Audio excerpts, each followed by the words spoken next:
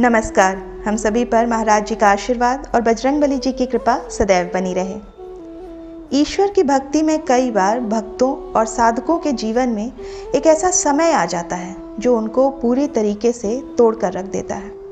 ऐसा लगता है कि बस अब सब कुछ खत्म हो गया और उस समय पर उनका जो विश्वास होता है वो डगमगा जाता है। कुछ ऐसे भक्त भी होते हैं जो भगवान का नाम ही लेना छोड़ देते हैं। ऐसे भी भक्त होते हैं जो नास्तिक हो जाते हैं, क्योंकि वो उन परिस्थितियों को सहन नहीं कर पाते हैं। वो ये समझ ही नहीं पाते हैं कि उनके साथ ऐसा आखिर क्यों हो रहा है। जब भी हम पूजा पाठ करते हैं, भगवान की पूजा सेवा करते हैं, तो हम यही चाहते हैं कि हमें केवल सुख ही सुख प्राप्त हो। हम जो चाहते हैं वो हमारे अनुसार होना शुरू हो जाए, हमारी मनोकामनाएं पूर्ण हो जाएं, हमारी इच्छाएं पूर्ण हो जाएं। पर ये भी तो सोचिए कि हम मनुष्य जन्म लेकर इस धरती पर आखिर क्यों आए हैं। हम इसलिए तो आए हैं क्योंकि हमारे पुराने कर्मों का खाता है। ये जो हमारा मनुष्य शरीर है वो पाप और पुण्य दोनों के मिश्रण से बना हुआ है। इसमें पाप भी है और पुण्य भी है। अगर आप केवल सुखी सुख भोगते जाएंगे तो आपके हिस्से का जो दुख है उसको कौन भोगेगा। और मैं आपको बता दूं कि सुख भोगने का जो मज़ा है, जो आनंद है, वो तभी है जब आपने दुख भोग रखा हो। क्योंकि आपके जो भी इष्ट हैं, जो आराध्य हैं, जिनकी भी आप उपासना करते हैं, वो भी यही चाहते हैं कि आप अपने दुख को भोग कर समाप्त करें, अपने प्रारब्ध को भोग कर समाप्त करें। और दुख सहने के बाद जब आपके जीवन में खुशियाँ आएंगी, तभी तो आपको पता चलेगा कि सुख का अनुभव कैसा होता है। अंधकार के बाद ही जब मनुष्य प्रकाश देखता है तो झुककर हाथ जोड़कर उसका अभिनंदन करता है। उसी प्रकार एक भूखे को ही अन्न का पता होता है कि अन्न कितना ज़रूरी है, कितना आवश्यक है।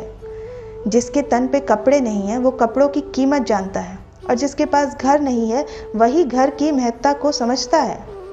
इसलिए जब दुख आपके जीवन में आते हैं तभी आपको सुखों का अनुभव होता है। और इस दुनिया में कोई ऐसा व्यक्ति नहीं है जिसको दुख और सुख दोनों प्राप्त नहीं हो, क्योंकि सब कुछ जो इस जगत में हमें मिल रहा है, दुख, दर्द, शोक, सब हमारे ही कर्मों पर आधारित है। कोई व्यक्ति ऐसे कर्म नहीं कर सकता जिससे उसे केवल सुखों की ही प्राप्ति हो, और उसी प्रकार कोई व्यक्ति ऐसे कर्म नहीं कर सकता जिससे उसे केवल दुख ही दुख मिले। जन्म जन्मांतर से ये जो कर्मों का जो चक्र है ये यूं ही चलता आ रहा है। तो दुख भी भोगने होंगे और सुख भी भोगने होंगे, यही प्रकृति का नियम है। पर जब आप पूजा पाठ करते हैं, साधना भक्ति करते हैं, तो आपके इष्ट देव आपकी परीक्षा लेते हैं। और जब ऐसा होता है तो आप उन परीक्षाओं को समझ नहीं पाते कि वो आपकी परीक्षा चल रही है। कई लोग भगवान की पूजा इसलिए करते हैं कि उन्हें अपने जीवन में दिक्कतें आनी ही नहीं चाहिए। अगर उनको छोटी सी भी खरोच लगी हो तो वो भगवान को दोष देने लगते हैं कि भगवान, मैंने आपकी इतनी पूजा की और आपकी पूजा करते हुए भी मुझे इतनी परेशानियां भुगतनी पड़ रही हैं। अब ये मैं आपको एक उदाहरण के ज़रिए समझाती हूँ। जैसे एक बार एक व्यक्ति बहुत भगवान की पूजा करता था और उसका एक छोटा सा एक्सीडेंट हुआ, पर उसके पैर में मोच आई। वो लंगड़ा कर थोड़ा चलने लग गया। उसे चलने में थोड़ी कठिनाई होने लगी। तो वो भगवान के मंदिर में गया और बहुत तेज़ी से भगवान को ताना देने लगा कि भगवान, मैंने आपकी इतनी पूजा की, आपका इतना नाम लिया, फिर भी आपने मेरा एक्सीडेंट करा दिया। अब मेरे पैर में इतना दर्द हो रहा है। फिर उसी रात भगवान ने उसे स्वप्न में आकर उसे वो मंजर दिखाया कि देखो, जो तुम्हारा एक्सीडेंट हुआ था वास्तव में वो इतना भयानक होने वाला था कि उसमें तुम्हारी मृत्यु होनी निश्चित थी। और कहीं ना कहीं तुम्हारे वर्तमान के कर्म जो थे, जो तुमने मेरी इतनी पूजा उपासना की, मेरा नाम स्मरण किया, उस कारण तुम्हें केवल छोटी सी खरोच आई और तुम्हारे पैर में बस ज़रा सी मोच आई। तब जाकर उस व्यक्ति के समझ में आया कि कैसे भगवान आपके जीवन में अपना एक किरदार निभाते हैं, कैसे आपकी मदद करते हैं। तो जो लोग ये सोचते हैं कि भगवान उनकी किसी प्रकार से सहायता नहीं करते, उन लोगों के लिए मैं विशेष रूप से बता दूं कि भगवान जब आपकी परीक्षा लेते हैं तो आपको इस लायक बनाते हैं कि आप उन परीक्षाओं में सफल हो जाएं। भगवान दुखों को कम नहीं करते हैं, ना ही दुखों को हटाते हैं। दुख जो है वो आना ही है, वो तो भोगना ही पड़ेगा। पर हाँ, उनको भोगने की क्षमता ईश्वर आपको प्रदान कर देते हैं। क्योंकि जब आपको दुखों को भोगने की क्षमता प्रदान हो जाती है तो वो आपको दुख लगता ही नहीं है, उसका दर्द आपको अनुभव ही नहीं होगा। दुख आते हैं और बिल्कुल जीवन के एक एपिसोड की तरह अपने नियत समय पर समाप्त हो जाते हैं। जैसे मान लीजिए आपने अगर 100-200 किलो का वज़न उठा रखा है और अगर आपके ऊपर ऐसा कोई भारी भरकम पत्थर है जो आपके ऊपर गिरने वाला है, तो जो चोट आपको लगने वाली थी हो सकता है कि वो चोट कम हो जाए या आपके ऊपर वो पत्थर सीधे ना गिरकर कहीं साइड में गिर जाए। और अगर आप भगवान का नाम उस समय लेते हैं तो भगवान भी उस पत्थर को गिरने से रोकेंगे नहीं, वो तो गिरेगा ही, उसे कोई नहीं रोक सकता है क्योंकि वो हमारे ही पूर्व के ही कर्म हैं। पर भगवान के अगर हम भक्त हैं तो भगवान ज़रूर उस पत्थर के आकार को, उसके वज़न को कम कर देंगे, उसकी दिशा को बदल देंगे, जिससे केवल हल्की फुल्की चोट से ही हमारा वो कर्म टल जाता है। ये आप ऐसे भी समझ सकते हैं कि एक व्यक्ति जैसे मिर्ची खा रहा था और फिर उसको जब मिर्ची लगी तो उसने तुरंत एक गुड़ की डली लेके अपने मुंह में डाल ली। अब इससे उसको आराम मिल गया, तो क्या मिर्च का जो तीखापन था वो समाप्त हो गया? नहीं ना, मिर्च का तीखापन तो वही रहा, पर जो गुड़ है वो उस मिर्च के तीखेपन को झेलने की शक्ति प्रदान करता है, ऊर्जा प्रदान करता है, जिससे आपको ऐसा लगता है कि आपने मिर्च खाई ही नहीं। तो भगवान भी आपके जीवन में जो किरदार निभाते हैं वो ऐसा ही होता है कि वो आपको इतनी क्षमता प्रदान करते हैं कि आपको दुख लगता ही नहीं है। इसलिए कभी भी भगवान को दोष देने का कार्य मत करिए। जो काम आप कर रहे हैं वो आप अपनी बुद्धि से कर रहे हैं, आप अपनी इच्छा से अपने कर्मों को कर रहे हैं। हमें ईश्वर ने सोचने समझने की शक्ति इसलिए ही प्रदान की है कि हम सोच विचार कर अच्छे कर्म करें, वर्तमान के कर्म अपने अच्छे रखें, ऐसे मार्ग पर चलें जो हमें ईश्वर के नज़दीक ले जाए, ना कि उनसे और दूर कर दे। मनुष्य जन्म अति दुर्लभ है, हर बार शायद हम इतने भाग्यशाली नहीं होंगे कि हमें मनुष्य जन्म प्राप्त हो। तो इसलिए अच्छे कर्म करिए, ज़्यादा से ज़्यादा अपने प्रभु का नाम जप करिए, विश्वास मानिए और कोई दूसरा रास्ता नहीं है इस भवसागर से पार होने का। तो आज के इस अंक में मैं आपको बताने वाली हूँ कि भगवान आपकी जो परीक्षा लेते हैं वो आखिर कैसे लेते हैं। कैसे आप ये जान सकते हैं कि भगवान आपकी परीक्षा ले रहे हैं।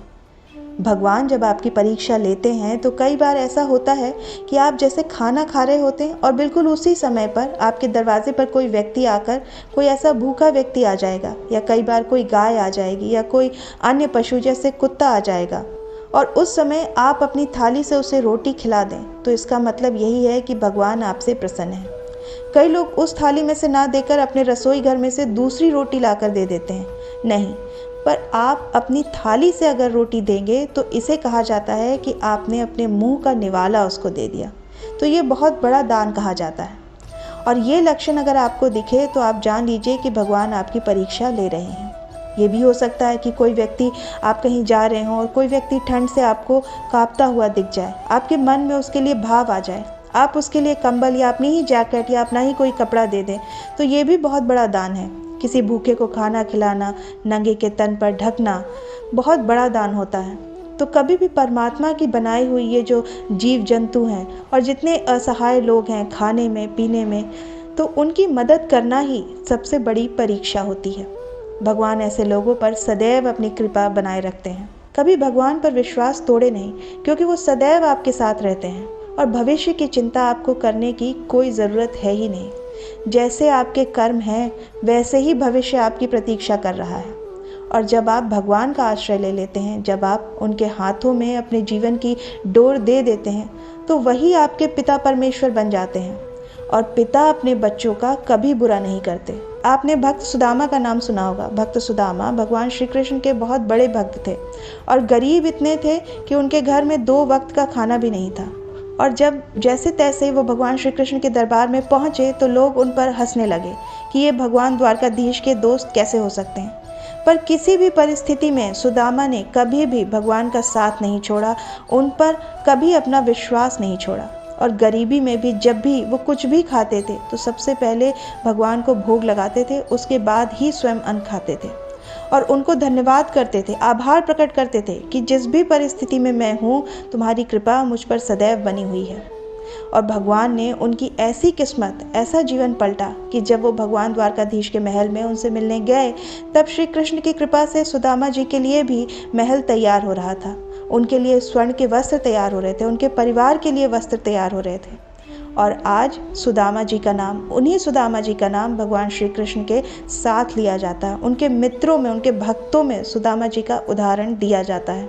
और यही तो हमारे भी जीवन का उद्देश्य है।